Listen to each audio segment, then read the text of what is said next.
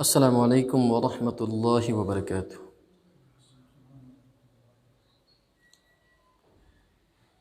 ان الحمد للہ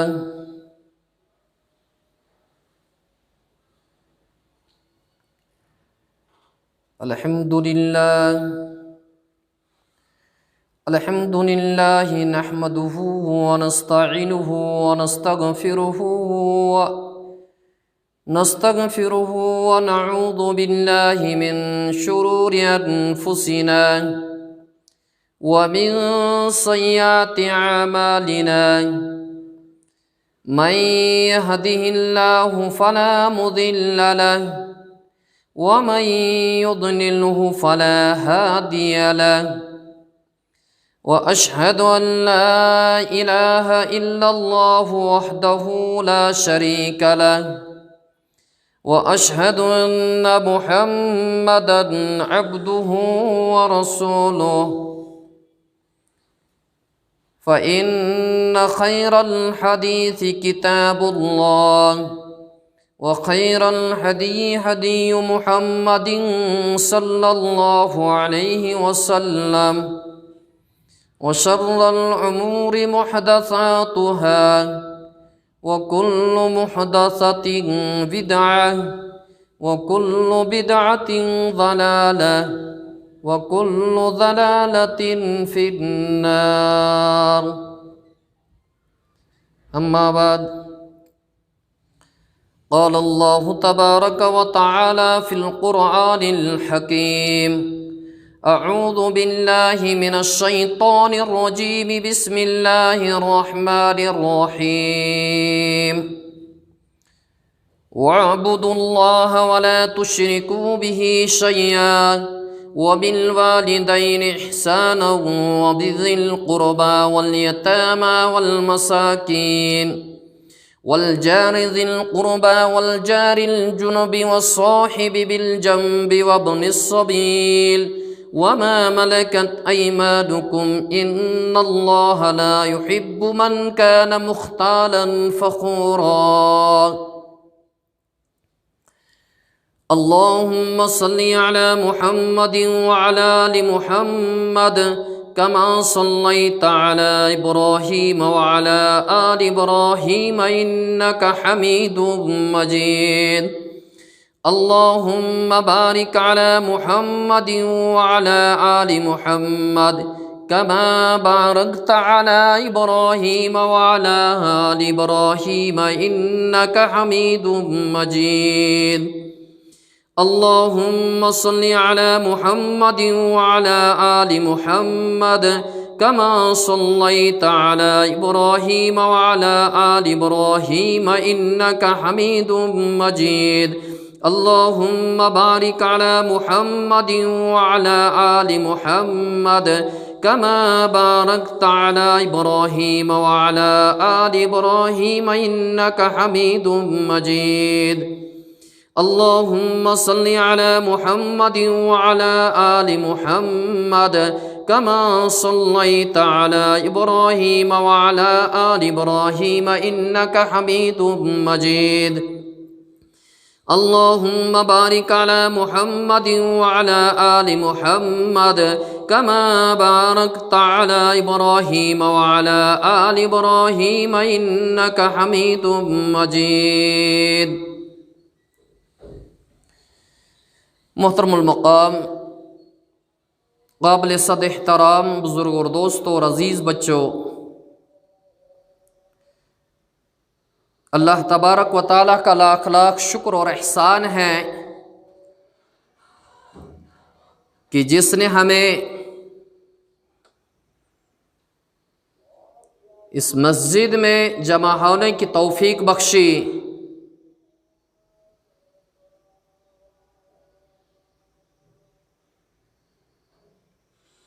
یہ اللہ تبارک و تعالیٰ کا لاکھ لاکھ کرم اور احسان ہے، اور لاکھہ کروڑہ اربہ خربہ درود و سلام نازل ہو محمد الرسول اللہ صلی اللہ علیہ وسلم پر، جن کے بے شمار احسانات اس امت پر ہیں،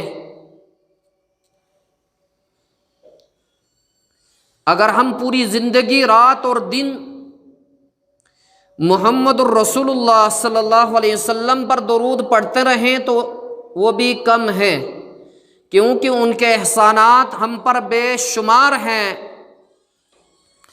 بارہا مجھے جو موضوع دیا گیا ہے وہ ہے ہمسایوں کے حقوق، پڑوسیوں کے حقوق،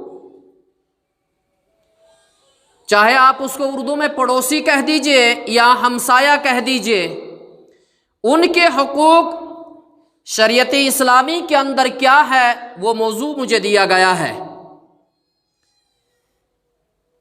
بارہا میں نے ایک آیت قرآن پاک کی آپ کے سامنے تلاوت کی ہے، دعا فرمائیں کہ اللہ تبارک و تعالی مجھے حق بات کہنے کی توفیق نصیب فرمائے اور ہم سب کو عمل کی توفیق نصیب ہو جائے۔ بزرگوں دوستو، میں ایک طالب علم ہوں اور میری عادت ہمیشہ سے یہ رہی ہے کہ میں اپنے ارد گرد سرکل نہیں لگاتا ہوں کہ مجھے غلطی ہو جائے اور مجھے معاف کر دیا جائے، بلکہ میرا یہ دستور رہا ہے کہ میں ہمیشہ یہ عرض کرتا ہوں کہ اگر مجھ سے کوئی غلطی ہو جائے اس غلطی کی اصلاح ہونی چاہیے تاکہ اس غلطی سے آئندہ بچا جائے۔ تو قرآن پاک کی آیت جو میں نے تلاوت کی ہے، اس آیت کے درمیان میں ہمسایوں کے حقوق کے متعلق ارشاد ربانی ہے۔ پوری آیت تو میں نے تلاوت کی، پوری آیت مجھے موضوع نہیں، لیکن برکتاً اس آیت کا ترجمہ میں کر دیتا ہوں کہ اللہ تبارک و تعالیٰ نے ارشاد فرمایا وَاعْبُدُوا اللَّهَ وَلَا تُشْرِكُوا بِهِ شَيْئًا، کہ آپ اللہ کی عبادت کیجئے اور اس کے ساتھ کسی چیز کو شریک نہ بنائیں، کسی کو شریک نہ بنائیں۔ وَبِالْوَالِدَيْنِ إِحْسَانًا، اور آپ اپنے والدین کے ساتھ اچھا سلوک کریں، اور آپ اپنے والدین کے ساتھ اچھا برتاؤ کریں، اچھا سلوک کریں۔ وَبِذِي الْقُرْبَى، اور اپنے رشتہ داروں کے ساتھ بھی اچھا سلوک کرنا ہے۔ وَبِالْوَالِدَيْنِ إِحْسَانًا پر ہی عطف ہے، یہ عربی ایک ٹرم ہے، گرامیٹیکلی ایک ٹرم ہے عطف، یعنی اس کا جو وقف ہے وَبِالْوَالِدَيْنِ إِحْسَانًا پر ہی ہے کہ جہاں والدین کے ساتھ حسن سلوک کا ارشاد ہے، حکم ہے، وہیں پر اپنے رشتہ داروں کے ساتھ اچھا سلوک کا برتاؤ کا حکم ہے۔ وَالْيَتَامَى وَالْمَسَاكِينَ، اور یتیموں اور مسکینوں کے ساتھ بھی اچھا سلوک کرنا ہے۔ وَالْجَارِ ذِي الْقُرْبَى وَالْجَارِ الْجُنُبِ وَالصَّاحِبِ بِالْجَنبِ، اصل موضوع میرا یہ ہے، یہ آیت کے بیچ میں ہے کہ ایک تو دیکھیے ہمسائے تین طرح کے ہوتے ہیں۔ ہمسائے کتنے طرح کے ہیں؟ تین طرح کے ہوتے ہیں۔ میرا مقصد تقریر نہیں، میرا مقصد صرف بات سمجھانی ہوگی۔ تقریریں تو آپ ماشاءاللہ مجھ سے زیادہ اچھی کرتے بھی ہوں گے اور کرتے بھی ہیں اور سنتے بھی ہیں، لیکن میں کوشش کروں گا کہ بات سمجھ میں آ جائے۔ ہمسایوں کے کتنے گروپ ہیں؟ تین گروپ ہیں۔ ہمسائے تین طرح کے ہوتے ہیں۔ ایک ہمسایہ وہ ہے آپ کا جو ایک نان مسلم ہے، غیر مسلم ہے، جو مسلمان نہیں ہے لیکن آپ کا ہمسایہ ہے، اس پر آپ کا ایک حق بنتا ہے۔ اس پر آپ کا کیا حق بنتا ہے؟ رسول اللہ صلی اللہ علیہ وسلم نے ہمسایوں کے حقوق بیان کیے ہیں۔ ایک ہمسایہ وہ ہوا کہ جو نان مسلم ہو، مسلمان نہ ہو، کافر ہو آپ کا ہمسایہ۔ دوسرا ہمسایہ وہ ہے جو آپ کا ہمسایہ بھی ہے اور مسلمان بھی ہے۔ آپ کا ہمسایہ بھی ہے اور کیا ہے؟ مسلمان بھی ہے۔ یہ دوسری قسم ہے ہمسائے کی۔ اس کے دو حق ہو گئے، ایک تو ہمسایہ کا حق ہے اس پر، دوسرے مسلمان کے بھی اس پر حقوق ہیں۔ تیسری قسم جو ہمسائے کی ہے وہ ہے کہ وہ مسلمان بھی ہے، آپ کا ہمسایہ بھی ہے اور آپ کا رشتہ دار بھی ہے۔ آپ کا ہمسایہ بھی ہے، نمبر 2 مسلمان بھی ہے، اور نمبر 3 آپ کے رشتہ دار بھی ہے۔ اس ہمسائے کے 3 حقوق ہو گئے۔ کتنے حقوق ہو گئے؟ کیونکہ ہمسائے کو اپنا حق ہے، رشتہ دار کو اپنا حق ہے، اور مسلمان کے ساتھ اپنا حق ہے۔ تو بارہا یہ 3 قسم کے ہمسائے جب بھی آپ کے ہوں وہ آپ کا ہمسایہ کہلائے گا۔ بارہا میرا جو موضوع ہے وہ صرف ہمسایہ ہے، چاہے وہ غیر مسلم ہے، چاہے وہ مسلمان ہے، چاہے وہ آپ کا رشتہ دار ہو۔ رسول اللہ صلی اللہ علیہ وسلم نے احادیث مبارکہ کے اندر ہمسائے کے حقوق کے متعلق بڑی اہمیت بیان کی ہے۔ سب سے پہلے تو اللہ تعالیٰ کا خود حکم ہے کہ ہمسایوں کے ساتھ حسن سلوک کیا جائے، ہمسایوں کے ساتھ حسن سلوک کیا جائے۔ بزرگوں اور دوستو، جہاں اللہ کا حکم وارد ہو جائے پھر وہاں کسی اور حکم کی ضرورت نہیں ہے۔ اللہ کے حکم کو تو ہمیں ہر حال میں قبول کرنا ہے، ہر حال میں تسلیم کرنا ہے۔ تو رسول اللہ صلی اللہ علیہ وسلم نے فرمایا کہ وہ شخص مومن نہیں ہو سکتا، وہ شخص مومن نہیں ہو سکتا جو خود پیٹ بھر کر کھائے اور اس کا ہمسایہ بھوکا ہو۔ وہ شخص مسلمان نہیں ہو سکتا ہے، وہ شخص مومن کامل نہیں ہو سکتا ہے جو خود پیٹ بھر کر کھائے اور اس کا ہمسایہ جو ہے وہ بھوکا ہو۔ بزرگوں دوستو، اس حدیث مبارک سے جب مسائل کو نکالا جائے، یہاں صرف بھوک سے بھوک مراد نہیں ہے، بھوک سے بھوک تو مراد ہے ہی کہ آپ پیٹ بھر کر کھائیں، آپ مختلف قسم کے کھانے روزانہ بنائیں، مختلف قسم کے اعلیٰ سے اعلیٰ کھانا تیار کیے جائیں اور آپ خود کھائیں اور آپ کا ہمسائے کے یہاں کھانا بھی نہ پکتا ہو، وہ بھوکا سو جاتا ہو، وہ کامل مومن نہیں ہو سکتا ہے۔ آپ اعلیٰ سے اعلیٰ بستروں کے اندر آرام کرتے ہوں اور آپ کا ہمسایہ رات کی ٹھنڈک میں اپنی زندگی گزارتا ہو، آپ کے پاس اعلیٰ سے اعلیٰ مقام ہو، لیکن آپ کا ہمسایہ چاہے وہ نان مسلم ہمسایہ کیوں نہ ہو، چاہے وہ کسی بھی درجے کا مسلمان کیوں نہ ہو، لیکن آپ کا ہمسایہ ہے، آپ ایک اعلیٰ سے مکان کے اندر اپنی زندگی گزار رہے ہیں اور آپ کا ہمسایہ ٹھنڈک کے اندر، چھپر کے اندر، ترپال کے نیچے اپنی زندگی گزارتا ہو، کیا وہ مومن ہو سکتا ہے؟ اسلام نے زبردست ہمسائے کی اہمیت بتلائی ہے کہ ہمسائے کے ساتھ آپ کا سلوک کیسا ہونا چاہیے۔ یہ جو حدیث میں نے آپ نے بیان کی آپ کے سامنے کہ رسول اللہ صلی اللہ علیہ وسلم نے فرمایا وہ کامل مومن نہیں ہو سکتا جو خود پیٹ بھر کر کھائے اور اس کا ہمسایہ بھوکا رہے، اس کا ہمسایہ تڑپتا رہے، وہ کامل مومن نہیں ہو سکتا۔ یہ حدیث بخاری شریف کے اندر موجود ہے، اور بخاری شریف وہ کتاب ہے جو قرآن کریم کے بعد سب سے زیادہ معتبر کتاب مانی جاتی ہے۔ ایک افسوس کی بات ہے کہ ہمیں بخاری شریف سے نفرت ہے، ہمیں بخاری شریف سے چڑ ہے، ورنہ تمام لوگوں کا اجماع ہے کہ اصح الکتب بعد کتاب اللہ الصحیح البخاری، کہ قرآن کریم کے بعد اگر کوئی معتبر اور صحیح کتاب ہے وہ بخاری شریف ہے۔ لیکن ہم سب زبان سے یہ اقرار تو کرتے ہیں، لیکن عملی طور پر جب ہمیں نمبر آتا ہے اس کتاب پر عمل کرنے کا تو اس وقت ہمیں زبردست اس کتاب سے چڑ ہوتی ہے، بلکہ طعنے لگاتے ہیں، جی یہ بخاری صرف مانتے ہیں، بخاری ماننے والے ہیں۔ بخاری ماننے والے نہیں، بلکہ قرآن پاک کے بعد اس کتاب کا سب سے زیادہ مقام اور اہمیت ہے۔ حضرت عائشہ صدیقہ رضی اللہ تعالی عنہ روایت کرتی ہے کہ رسول اللہ صلی اللہ علیہ وسلم نے فرمایا کہ میرے پاس جبریل علیہ السلام بار بار تشریف لاتے اور ہمسائے سے متعلق وصیت فرماتے تھے۔ رسول اللہ صلی اللہ علیہ وسلم فرماتے ہیں کہ مجھے اندیشہ ہوا کہیں ہمسائے میرے وراثت میں شریک نہ ہو جائے، میری وراثت کے اندر شریک نہ ہو جائے۔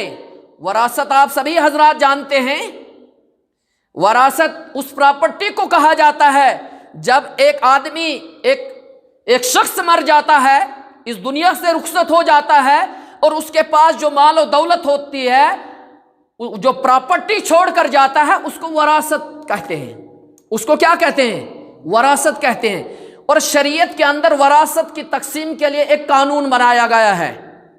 اگر باپ مر گیا، اس کے پاس وراثت ہے، پراپرٹی ہے، تو باپ کے جو مال ہے، باپ نے جو مال چھوڑا ہے، اس مال کو کس طریقے سے تقسیم کر کے بانٹنا ہے، شریعت نے اصول بتا دیا ہے۔ اگر ہمارے یہاں اس چیز کا کلچر اور رواج نہیں ہے، وہ ایک الگ بات ہے، ہم سب کچھ خود ہی ہڑپ کرنا چاہتے ہیں اور کر لیتے ہیں، وہ ایک الگ چیز ہے۔ لیکن اسلام نے وراثت کے متعلق زبردست احکام بیان کیے ہیں۔ ایک آدمی مر جاتا ہے، اس کے پیچھے وہ اپنا مال چھوڑ کر جاتا ہے، تو اس مال کو اسلام نے، شریعت نے تقسیم کرنے کے اصول بتائے ہیں کہ بیٹے کو کتنا ملے گا، بیٹی کو کتنا ملے گا، باپ کو کتنا ملے گا، ماں کو کتنا ملے گا، باقی لوگوں کو کتنا ملے گا۔ ایسا نہیں جی جس نے چھوڑ دیا تو جس کے ہاتھ آ گیا وہی لے لے گا، ایسا نہیں ہے۔ تو بارہا رسول اللہ صلی اللہ علیہ وسلم نے فرمایا کہ جبریل علیہ السلام میرے پاس بار بار تشریف لاتے تھے اور ہمسایوں کے حقوق سے متعلق مجھے وصیت فرماتے تھے۔ اور رسول اللہ صلی اللہ علیہ وسلم فرماتے ہیں کہ مجھے اندیشہ ہوا، مجھے خطرہ لاحق ہوا کہ کہیں ہمسایہ میری وراثت کے اندر، ہماری وراثت کے اندر شریک نہ ہو جائے۔ اتنی زبردست تاکید ہمسائے کی آئی ہے۔ بخاری شریف میں روایت ہے، ابو شریح کہتے ہیں کہ رسول اللہ صلی اللہ علیہ وسلم نے فرمایا کہ واللہ وہ آدمی مومن نہیں، واللہ وہ آدمی مومن نہیں، واللہ وہ آدمی مومن نہیں۔ 3 مرتبہ رسول اللہ صلی اللہ علیہ وسلم نے قسم کھا کر یہ بات فرمائی۔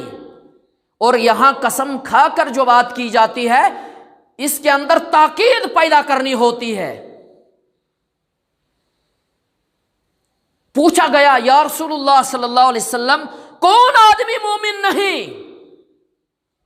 جب 3 مرتبہ رسول اللہ صلی اللہ علیہ وسلم نے فرمایا کہ واللہ وہ آدمی مومن نہیں، واللہ وہ آدمی مومن نہیں، واللہ وہ آدمی مومن نہیں، تو لوگوں نے عرض کیا یا رسول اللہ صلی اللہ علیہ وسلم کون آدمی مومن نہیں؟ تو رسول اللہ صلی اللہ علیہ وسلم نے فرمایا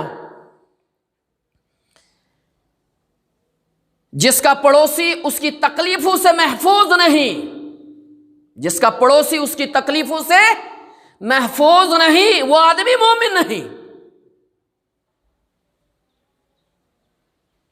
دوستو، اب ہمیں دیکھنا ہے کیا میرا پڑوسی مجھ سے خوش ہے یا وہ میری تکلیفوں کی وجہ سے، میری اخلاق کی وجہ سے، میری حرکتوں کی وجہ سے پریشان ہے۔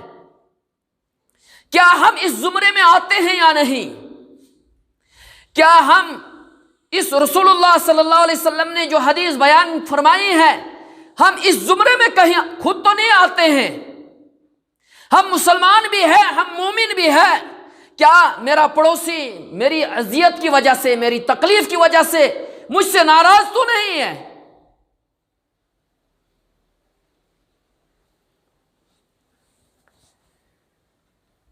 بزرگ دوستو، ایک ہمسایہ ہے، پڑوسی ہے۔ شریعت اسلام کے اندر یہ حکم ہے کہ آپ کی وجہ سے آپ کے ہمسائے کو تکلیف نہیں پہنچنی چاہیے۔ اگر ہمسایوں نے مل کر ایک باتھ روم بنایا ہے، ایک بیت الخلا بنایا ہے، کیا بنایا ہے؟ بیت الخلا۔ اگر آپ کے گھر میں بیت الخلا ہے، ٹوائلٹ ہے، باتھ روم جس کو کہتے ہیں، آپ کی مرضی ہے آپ باتھ روم میں داخل ہو جائیں، آپ پیشاب کریں، آپ اس کو دھوئیں یا نہ دھوئیں، وہ آپ کی مرضی ہے، آپ اس کو صاف کرتے ہیں پیشاب کو یا نہیں۔ لیکن اگر آپ نے مل کر مشترکہ باتھ روم بنایا ہے، آپ اس مشترکہ باتھ روم کے اندر داخل ہو گئے، لیکن آپ نے پیشاب کیا اور پیشاب کرنے کے بعد آپ نے اس باتھ روم کو صاف نہیں کیا، یہ حرام ہے۔ یہ کیا ہے؟ یہ حرام ہے۔ کیوں؟ کیونکہ آپ کے فارغ ہونے کے بعد آپ کا ہمسایہ جب اس باتھ روم کے اندر داخل ہو جائے گا، آپ کے پیشاب کی وجہ سے اس کو تکلیف ہوگی، اور یہ تکلیف ایذائے مسلم جو ہے یہ حرام ہے۔ کیا ہے؟ حرام ہے۔ لہذا جب مشترکہ باتھ روم آپ نے بنایا تو اس پیشاب کرنے کے بعد آپ پر ضروری اور فرض ہے کہ آپ اس کو اچھی طرح صاف کریں اور اچھی طرح اس کو دھو لیں، تاکہ آپ کے آنے کے بعد جو آپ کا ہمسایہ یا کوئی دوسرا آدمی اس باتھ روم کے اندر داخل ہو جائے، اس کو کسی قسم کی تکلیف نہیں ہونی چاہیے۔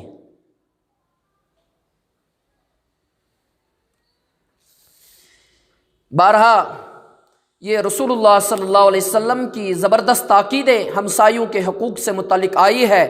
ایک شخص اللہ کے نبی صلی اللہ علیہ وسلم کے پاس آئے اور کہا، یا رسول اللہ صلی اللہ علیہ وسلم، فلاں عورت سے متعلق یہ مشہور ہے، فلاں عورت سے متعلق یہ مشہور ہے کہ وہ سب سے زیادہ نفل ادا کرتی ہے اور سب سے زیادہ خیرات اور صدقات کرتی ہے اور سب سے زیادہ روزے رکھتی ہے، لیکن اس کے اندر ایک خامی ہے۔ لیکن اس کے اندر کیا ہے؟ ایک خامی ہے۔ وہ خامی کیا ہے؟ وہ خامی یہی ہے کہ وہ اپنے ہمسائے کے ساتھ اچھی نہیں ہے، اس کی زبان سے اس کے ہمسائے محفوظ نہیں ہے۔ رسول اللہ صلی اللہ علیہ وسلم نے فرمایا کہ وہ عورت جہنمی ہے۔ اللہ اکبر۔ بزرگو دوستو، آپ دیکھ رہے ہیں کہ یہ آدمی گواہی دے رہا ہے کہ یہ عورت نماز بھی پڑھتی ہے، روزے بھی رکھتی ہے، صدقہ و خیرات بھی کرتی ہے، نفلی عبادتیں بھی کرتی ہے، لیکن خامی کیا ہے کہ ہمسائے کے ساتھ اس کے برتاؤ اچھے نہیں، اس کی زبان سے اس کے ہمسائے تنگ ہے۔ تو رسول اللہ صلی اللہ علیہ وسلم نے اس عورت کے متعلق فرمایا کہ یہ عورت، اس عورت کی نفلی عبادت کوئی کام نہیں آئے گی، اس عورت کے صدقات و خیرات کوئی کام نہیں آئیں گے۔ حکم فرمایا کہ یہ عورت جہنمی ہے۔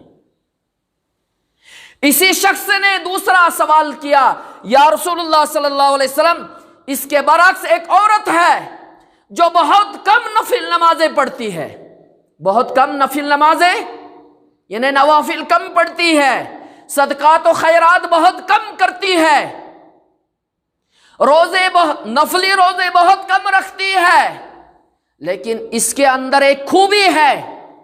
وہ خوبی کیا ہے کہ وہ اپنے ہمسایوں کے ساتھ بہترین اچھے انداز میں پیش آتی ہے۔ رسول اللہ صلی اللہ علیہ وسلم نے اس عورت سے متعلق جنت کی خوشخبری دی۔ کیا دی؟ جنت کی خوشخبری دی۔ آپ اندازہ کیجئے، ہماری نمازیں معیار نہیں ہیں، ہمارے صدقات و خیرات معیار نہیں ہیں، ہمارے نوافل تب تک کام نہیں آئیں گے جب تک ہمارے اچھے تعلقات اپنے ہمسایوں کے ساتھ نہیں ہوں گے، اپنے ہمسایوں کے ساتھ اچھے تعلقات نہیں ہوں گے۔ بزرگو دوستو، کل ہی ایک مسئلہ آیا، اکثر ہمارے یہاں آج کل فصل کٹائی ہوتی ہے، ایک مسئلہ آیا کہ جناب اوپر درخت ہے اخروٹ کا، اوپر والے زمین والے کا جو ہے اخروٹ کا درخت ہے، جب وہ اخروٹوں کو جھاڑتا ہے، چھانتا ہے، اس کے اخروٹ نچلے والے زمیندار کی زمین میں آ جاتے ہیں۔ کیا آ جاتے ہیں؟ نچلے والی زمیندار کی زمین میں آ جاتے ہیں، اور وہ آدمی اخروٹ اٹھانے جاتا ہے، لیکن وہ آدمی اس کو اخروٹ اٹھانے نہیں دیتا ہے۔ بارہ مجھے فون کیا،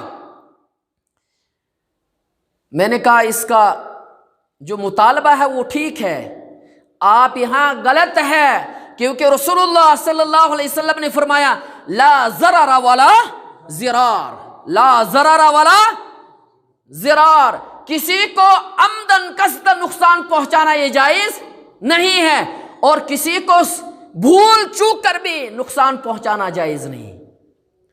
عمدن قصدن بھی جائز نہیں، اور بھول چوک میں کسی کو نقصان پہنچانا یہ بھی جائز۔ لہذا آپ کا درخت آپ کی زمین میں ہونا چاہیے، اور آپ کے جو اخروٹ نیچے آ رہے ہیں، اور آپ کا اخروٹ کا جو سایہ نچلی والی زمین کے اوپر پڑ رہا ہے، اس کی زمین ختم ہو رہی ہے، اس کی فصل ختم ہو رہی ہے، اسلام میں اس کی اجازت نہیں ہے۔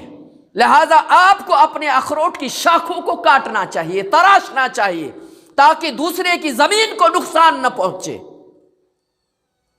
لیکن میں اپنی ہٹ درمی اور طاقت کے بلبوتے پر اپنی زمیندار سے، اپنے ہمسایہ سے یہ کہہ دیتا ہوں کہ اگر آپ مجھے اخروٹ اتارنے نہیں دو گے، آپ مجھے اخروٹ اٹھانے نہیں دو گے، تو میں آپ کو وہ راستہ دکھاؤں گا جہاں آپ نے دیکھا نہیں ہوگا۔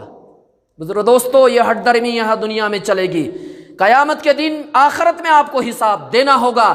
لہٰذا اپنے ہمسایوں کے ساتھ اچھے سلوک کیجیے، اپنے ہمسایوں کے ساتھ اچھے سلوک کیجیے۔ اللہ کے نبی صلی اللہ علیہ وسلم نے فرمایا کہ خوش نصیب ہے وہ آدمی، خوش نصیب ہے وہ آدمی جس کو اچھا ہمسایہ مل جائے، جس کو اچھا ہمسایہ مل جائے، اللہ کی ایک نعمت ہے۔ اور کیا؟ جس کو کشادہ گھر مل جائے، جس کو کشادہ گھر مل جائے اور اچھی سواری مل جائے۔ رسول اللہ صلی اللہ علیہ وسلم نے اس آدمی کو خوش نصیب قرار دیا جس کو تین چیزیں اچھی مل جائے، ایک تو اس کا اچھا ہمسایہ مل جائے، اس کا کشادہ گھر مل جائے، اور تیسری چیز اس کی سواری اچھی مل جائے۔ وہ آدمی خوش نصیب ہے۔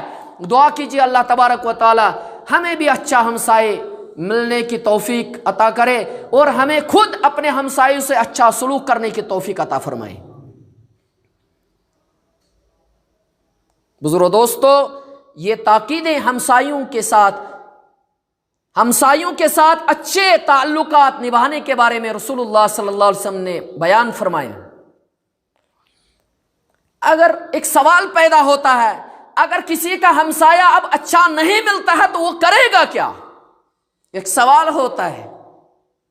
اگر کسی کو اچھا ہمسایہ، رسول اللہ صلی اللہ علیہ وسلم نے تو فرمایا تھا خوش نصیب ہے وہ آدمی جس کو اچھا ہمسایہ مل جائے، لیکن اب کسی کو اچھا ہمسایہ نہ ملے تو کیا کرے؟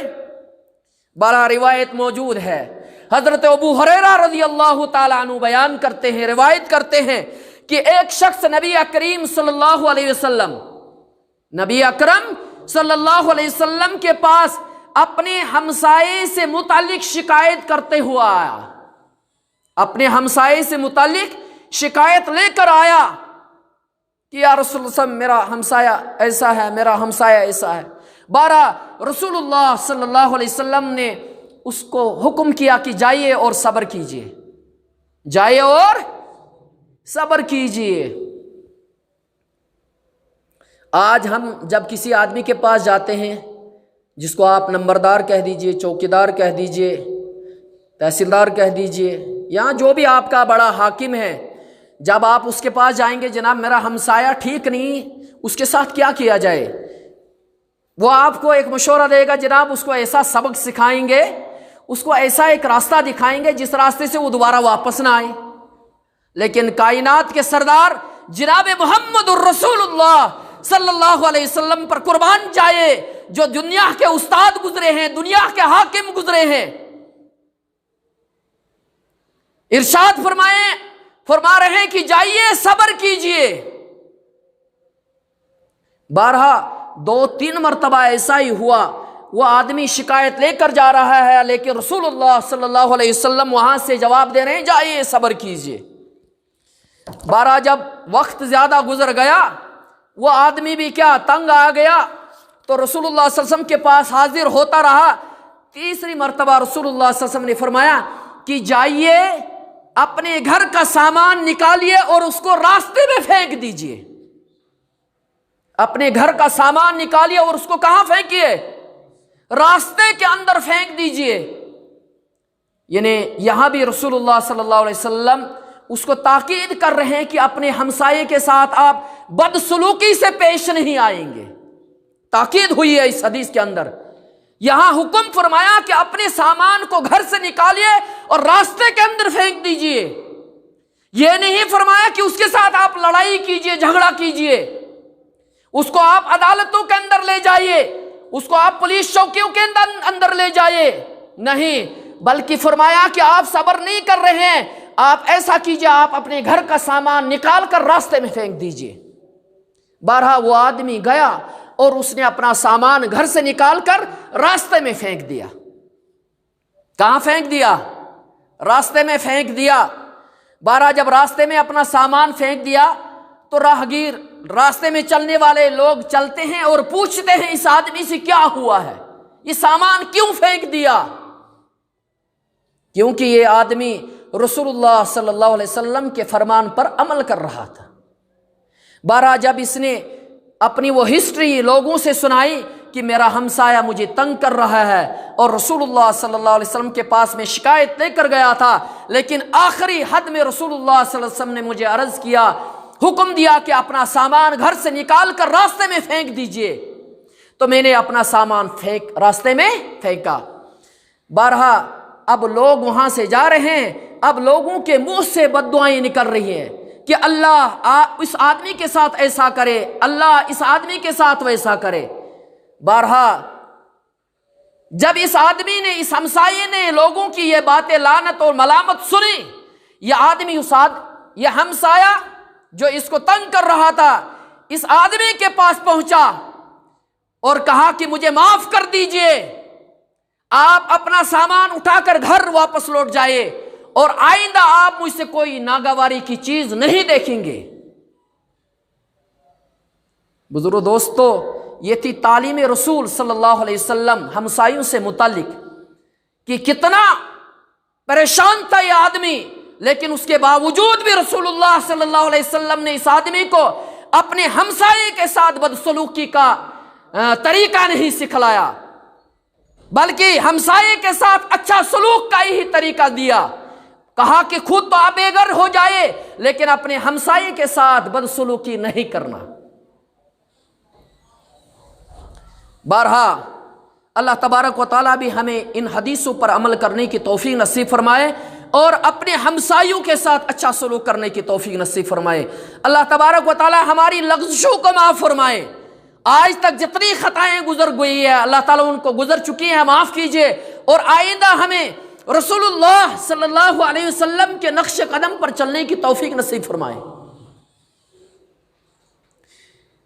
حضرت عائشہ صدیقہ رضی اللہ تعالی عنہ بیان کرتی ہے کہ یا رسول اللہ صلی اللہ علیہ وسلم، میرے دو پڑوسی ہیں، میرے دو پڑوسی ہیں، میں ان دونوں میں سے ہدیہ کس کو بھیجوں؟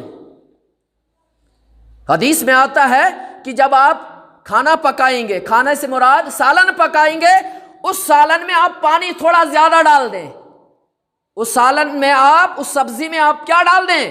پانی تھوڑا سا زیادہ ڈال دیں، اور اپنے ہمسائے کو بھی وہ تھوڑا سا شوربہ پہنچا دیجئے، اس سے آپس میں کیا ہوتی ہے؟ محبت بڑھتی ہے۔ لیکن آپ ایسا نہ کریں کہ سالن میں پانی تو بھر دیا اور ابھی بیچارہ وہ پکا ہی نہیں تھا، آپ نے سوچا کہ چلو حدیث میں پانی کا حکم آیا ہے تو اس کے بعد آپ نے لے تو اچھا پکایا اور پہلے پانی دے دیا ہمسایہ کو، ایسا نہیں، بلکہ آپ جب سالن بنائیں گے، سالن بنانے تیار ہونے کے بعد آپ تھوڑا سا ایک چمچہ اپنے ہمسائے کے یہاں پہنچا دیجئے۔ تو حضرت عائشہ صدیقہ رضی اللہ تعالی عنہ بیان کرتی ہے رسول اللہ صلی اللہ علیہ وسلم میرے دو ہمسائے ہیں، ان دونوں میں سے میں ہدیہ دینا چاہتی ہوں، تحفہ دینا چاہتی ہوں، گفٹ دینا چاہتی ہوں، میں کس کو دوں؟ रसूलुल्लाह सल्लल्लाहु अलैहि वसल्लम ने फरमाया जिसका दरवाज़ा आपके करीब हो उसको आप तोहफा और गिफ्ट दे दीजिए, यानी जो करीब में आपका दरवाज़ा है हमसाये का, आप उसको पहले तोहफा दें। यह हदीस भी बुखारी के अंदर, जितनी भी हदीसें हैं तकरीबन सिहा सित्ता के अंदर मौजूद है। दुआ फरमाए अल्लाह तबारक व तआला हमें इन सब पर अमल करने की तौफीक नसीब फरमाए। 12 हजरत अबू हुरैरा रज़ी अल्लाह तआला अन्हु रिवायत करते हैं कि रसूलुल्लाह सल्लल्लाहु अलैहि वसल्लम ने फरमाया, ए मुसलमान औरतों, ए मुसलमान औरतों, कोई पड़ोसन अपनी किसी पड़ोसन के लिए किसी चीज को हकीर न समझे। पड़ोसन कहते हैं, पड़ोसन किसको कहते हैं? पड़ोसन कहते हैं हमसाया में जो औरत होती है उसको पड़ोसन कहते हैं। पड़ोसी मुज़क्कर के लिए और पड़ोसन मुअन्नस के लिए बोला जाता है, यानी औरत इस घर वाली, इस घर के अंदर जो औरत रहती है, दूसरे घर के अंदर जो औरत रहती है, ये आपस में पड़ोसन है। क्या है? पड़ोसन। तो रसूलुल्लाह सल्लल्लाहु अलैहि वसल्लम ने फरमाया कि कोई पड़ोसन अपनी पड़ोसन के लिए किसी चीज को हकीर न समझे, चाहे वो बकरी का पाया ही क्यों न हो। बकरी का पाया ही, ये ने इस हदीस से मुराद ये है कि आपके घर में चाहे कितना ही बहुत कम दर्जे का सालन क्यों न पके, आप उसको थोड़ा सा पानी डालकर अपने हमसाये में पहुंचाने की कोशिश करें, ताकि आपस में क्या हो जाए? मोहब्बत पैदा हो जाए। क्या हो जाए? पैदा मोहब्बत हो जाए। 12 इन तमाम हदीसों पर अल्लाह तबारक व तआला हमें कहने सुनने से ज़्यादा अल्लाह ताला अमल तौफीक करने की बख्शे, अमल की तौफीक बख्शे। 12 इल्म इस वक्त सबके पास है, कुरान हदीस सभी जानते हैं, अगर इस वक्त कमी है तो वो सिर्फ अमल की कमी है। दुआ कीजिए अल्लाह तबारक व तआला हम सब को अमल की तौफीक नसीब फरमाए। बारकल्लाहु लना व लकुम फिल कुरान अज़ीम व नफ़ाना व इय्याकुम बिल आयात व ज़िक्रिल हकीम। अस्तगफिरुल्लाह ली।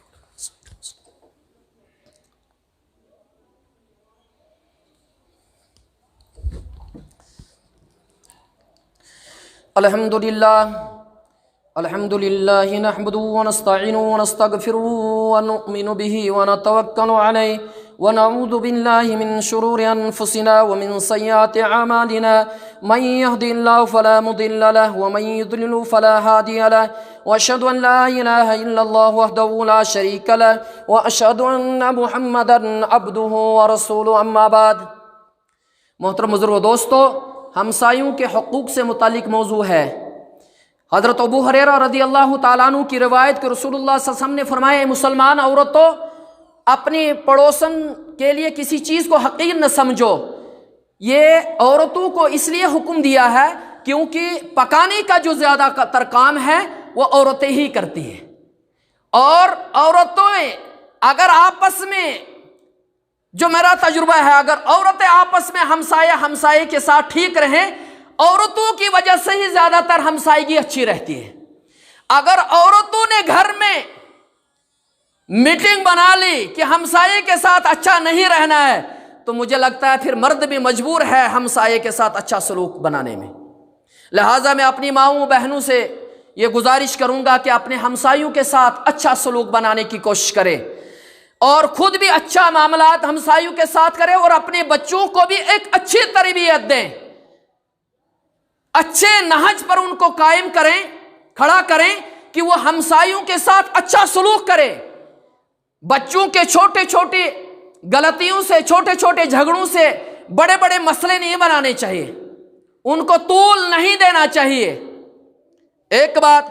दूसरी ये बात कि अगर पड़ोसी घर में नहीं है तो उसके घर की हिफाजत हमसायों को बनती है कि उसके घर की हिफाजत की जाए। अगर पड़ोसी कहीं चले गया तो हमसाये को हक बनता है कि उसके घर की निगरानी रखे, रात को सोए लेकिन फिक्र रखे कहीं हमसाये में चोर तो नहीं आएगा। इस बेफिक्री में सोए नहीं कि चाहे उसका माल लुट जाए या खत्म हो जाए, खुश हो जाए, ऐसा नहीं, क्योंकि हमसाये के हुकूक है। एक बहुत बड़ा मसला है हमारे यहाँ हमसाये का ये होता है कि जब आप किसी के छत पर चलेंगे तो दूसरे हमसाये की यहाँ माँ बहन आंगन में होती है। इसका जबरदस्त ख्याल रखना चाहिए क्योंकि शरीयत इस्लामी के अंदर पर्दे का जबरदस्त अहकाम नाजिल हुए हैं। जब आप अपनी छत पर चढ़ें तो कम से कम खांसी करके, खंकार कर चढ़ें, ताकि अगर ہمسائے پڑوسن جو آنگن میں اگر کہیں سرننگے ہو گئے یا کسی بھی حالت میں ہوگی، کم سے کم وہ پردہ کر سکیں۔ بلکہ کچھ لوگوں نے یہاں تک کہہ دیا کہ اگر آپ کو چھت پر چلنا ہے تو ہمسائے کے یہاں آپ فون کے ذریعے یا کسی بھی ذریعے آپ اطلاع بھیجیں کہ مجھے چھت پر چڑھنا ہے، آپ کی عورتیں تھوڑا سا پردے کا اہتمام کریں۔ بہرحال اللہ تبارک و تعالی ہمیں کہنے سننے سے زیادہ عمل کی توفیق نصیب فرمائے۔ وآخر دعوانا ان الحمد للہ رب العالمین۔ جو کچھ کہا گیا اس پر عمل کی توفیق نصیب فرمائے۔ کچھ لوگوں نے دعا کے لیے کہا ہے، دعا کیجیے اللہ تبارک و تعالیٰ ان کی جائز تمنائیں، جائز مرادیں پورا فرمائے۔ جتنے بھی لوگ گزر چکے ہیں تماموں کی مغفرت فرمائے، تماموں کی قبروں کو نور سے منور فرمائے، تماموں کو کروٹ کروٹ سکون عطا فرمائے، تماموں کی لغزشوں کو معاف فرما کر ان کے درجات کو بلند فرمائے۔ جو کچھ کہا گیا اللہ تبارک و تعالیٰ اس کو قبول فرمائے اور ہم سب کو عمل کی توفیق نصیب فرمائے، اور جو اس میں کوتاہیاں، غلطیاں، لغزشیں ہوئی ہیں، میں آپ سبھی حضرات سے گزارش کروں گا کہ آپ اصلاح فرمائیں گے اور ہمیں آئندہ ان غلطیوں سے بچنے کی توفیق نصیب فرمائے۔ وآخر دعوانا ان الحمد للہ رب العالمین۔